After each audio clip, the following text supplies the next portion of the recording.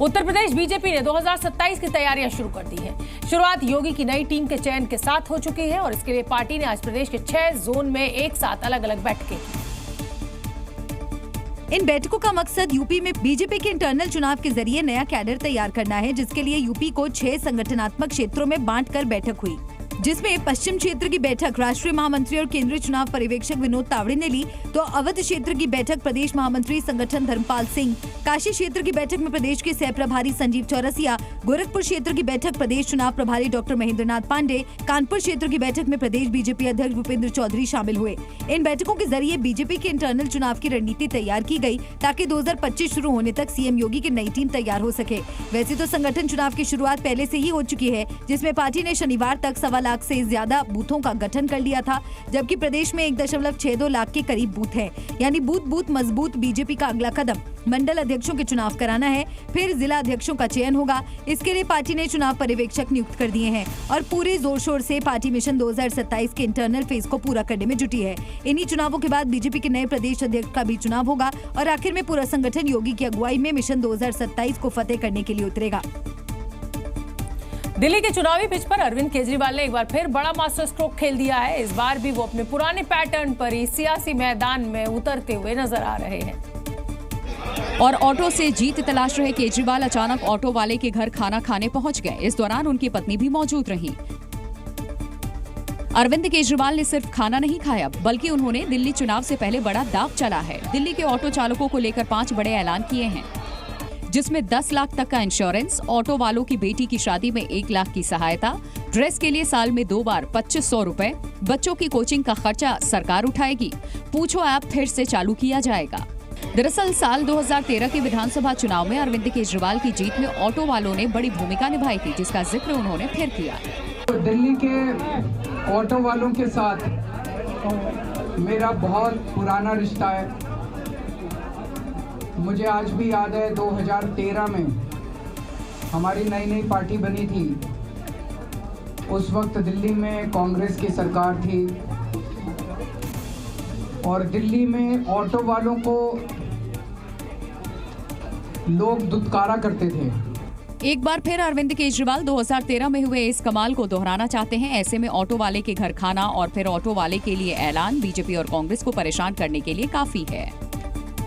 दिल्ली के पूर्व उप मुख्यमंत्री और जंगपुरा विधानसभा सीट से आम आदमी पार्टी के उम्मीदवार मनीष सिसोदिया ने अपने चुनाव प्रचार का आगाज कर दिया है। सिसोदिया ने अपने प्रचार का आगाज अंगूरी देवी मंदिर में हनुमान चालीसा के पाठ के साथ किया। इस दौरान उनकी पत्नी भी उनके साथ मौजूद रही। हनुमान चालीसा का पाठ खत्म होने के बाद मनीष सिसोदिया ने हनुमान जी की आरती भी उतारी और पूजा पाठ करने के बाद सिसोदिया अपने मिशन पर निकल पड़े। इस दौरान जी न्यूज से बातचीत में उन्होंने दिल्ली में एक बार फिर आम आदमी पार्टी की भारी जीत का भरोसा जताया। पूरी उम्मीद है कि पूरी दिल्ली में इस बार अरविंद केजरीवाल जी को लेके जो जोश है और बीजेपी के प्रति जो गुस्सा है कि उनके काम रोकते हैं, केजरीवाल जी को जेल में डाल के, मुझको जेल में डाल के उनके बच्चों का भविष्य खराब करने की कोशिश करते हैं, तो रावण की इस लंका में हनुमान जी के सहयोग से आग लगेगी। मनीष सिसोदिया सिर्फ मंदिर ही नहीं बल्कि दरगाह भी गए और गुरुद्वारे में भी मत्था टेका। आम आदमी पार्टी ने इस बार सिसोदिया को पटपड़गंज की जगह जंगपुरा विधानसभा सीट से अपना उम्मीदवार बनाया है। हालांकि सिसोदिया का सीट बदले जाने को लेकर बीजेपी आम आदमी पार्टी पर हमलावर है। दिल्ली के विधानसभा चुनाव में ओवैसी की एंट्री जरूर हुई है, लेकिन इसी के साथ अब विवाद भी शुरू हो गया है, क्योंकि एआईएमआईएम में दिल्ली दंगे के आरोपी ताहिर हुसैन को शामिल कर लिया गया है,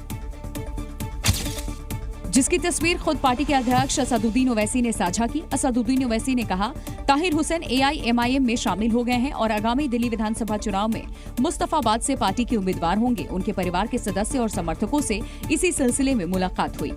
मैं समझता हूँ मुस्तफाबाद की आवाम की ये डिमांड भी थी, तो आज ताहिर हुसैन साहब का परिवार जो है एमआईएम में शामिल हो गया है ऑफिशियली, और सदर साहब बैरिस्टर असदुद्दीन ओवैसी साहब और इम्तियाज अली साहब की मौजूदगी में शामिल हुए। ताहिर हुसैन फरवरी 2020 में हुए दिल्ली दंगों का आरोपी है। ऐसे में एआईएमआईएम में उनके शामिल होने पर बीजेपी ने ओवैसी को निशाने पर लिया। तो हिंदुओं के घर जला रहे हैं, हिंदुओं को मार रहे हैं। ये बहुत एक स्पष्ट है कि उन लोगों को उत्साहित किया जा रहा है, उन लोगों को इनाम दिया जा रहा है, उनको एमएलए एमपी बनाया जाएगा ओवैसी द्वारा। ये बहुत ही नफरत भरी राजनीति है।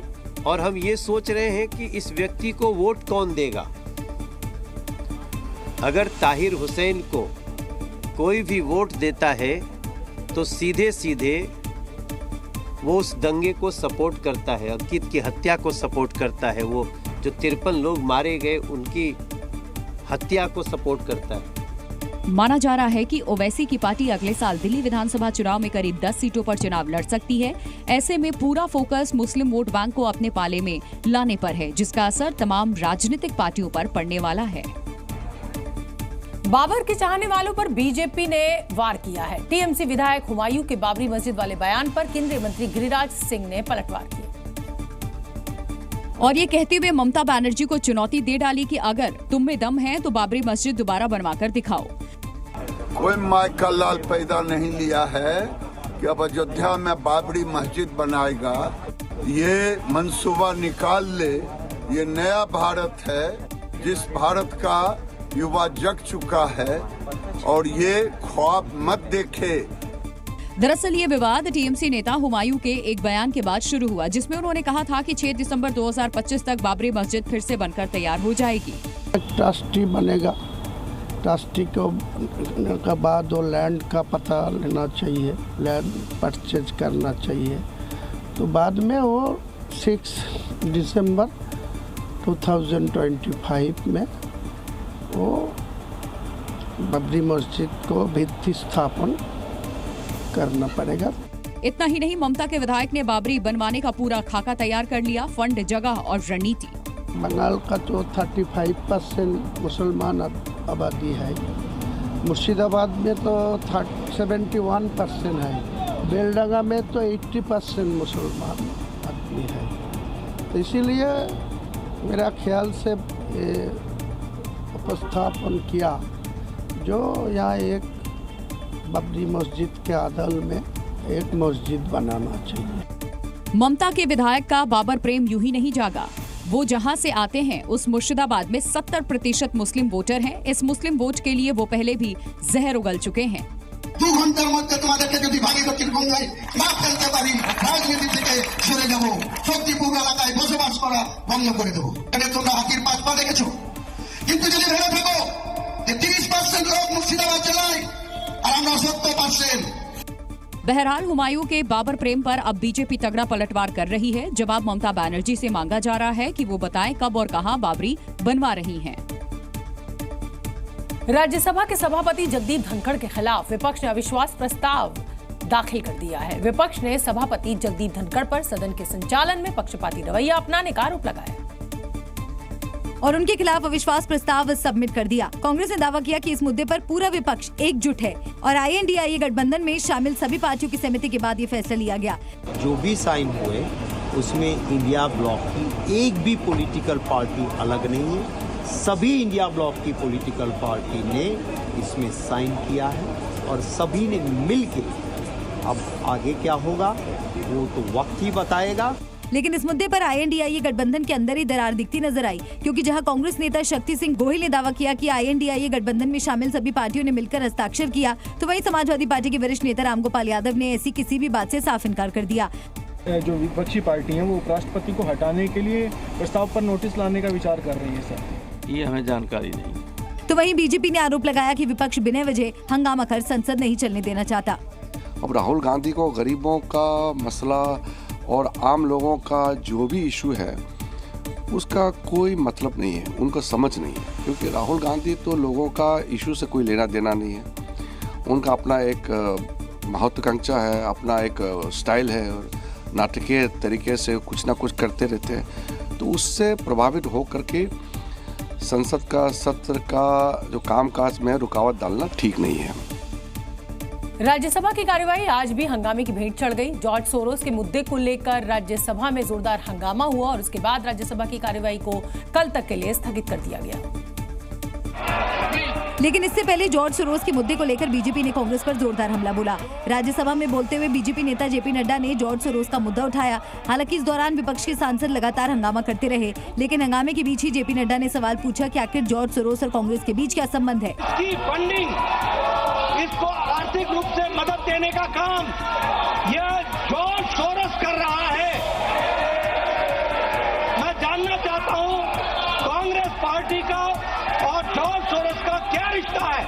जॉर्ज सोरोस के मुद्दे पर कांग्रेस घिरती दिखी, लेकिन इस बीच पार्टी के नेता शशि थरूर का एक ऐसा बयान सामने आया जिसके बाद बीजेपी बैकफुट पर नजर आई, क्योंकि शशि थरूर ने दावा किया कि जॉर्ज सोरोस से उनकी दूसरी मुलाकात हरदीप सिंह पुरी के घर पर हुई थी। 2009 की ट्वीट देखो, मैं तो अमेरिका से आया था, वहाँ रह रहा था, उसी शहर का प्रसिद्ध नागरिक था वो जॉर्ज सोरोस, नेचुरली वो मैं अच्छी तरह जानता था। और उसके बाद मेरी जिंदगी में एक और बार ही मुलाकात हुई, और वो भी हरदीप सिंह पुरी के घर में। शशि थरूर का ये बयान बीजेपी के नेले पर दहला साबित होता दिखा, यानी अब गेंद बीजेपी के पाले में है। फिलहाल जॉर्ज सोरोस के मुद्दे पर बीजेपी और कांग्रेस नेताओं के बीच वार पलटवार का दौर जारी है। सदन में अडानी मसले पर चर्चा को लेकर विपक्ष बेहद मुखर है। संसद परिसर में हर दिन नए नए तरीकों से प्रदर्शन हो रहा है और सरकार को घेरने की कोशिश भी चल रही है। कुछ ऐसी ही तस्वीर एक बार फिर दिखी जब प्रियंका गांधी अनोखे अंदाज में प्रदर्शन करती नजर आई। उनके हाथ में काले रंग का बैग दिखा जिसके एक ओर पीएम मोदी और गौतम अडानी के कैरिकेचर छपे थे, तो दूसरी ओर मोदी अडानी भाई भाई लिखा हुआ था। प्रियंका गांधी के अलावा राहुल गांधी और कांग्रेस के तमाम सांसद भी इस विरोध प्रदर्शन में शामिल हुए और काले रंग के झोले लेकर संसद परिसर में प्रदर्शन करते नजर आए। सरकार के खिलाफ ये विरोध प्रदर्शन संसद में अडानी मामले पर चर्चा को लेकर है। हम जो प्रदर्शन कर रहे हैं वो बाहर कर रहे हैं, हमने काम करके अंदर जा रहे हैं।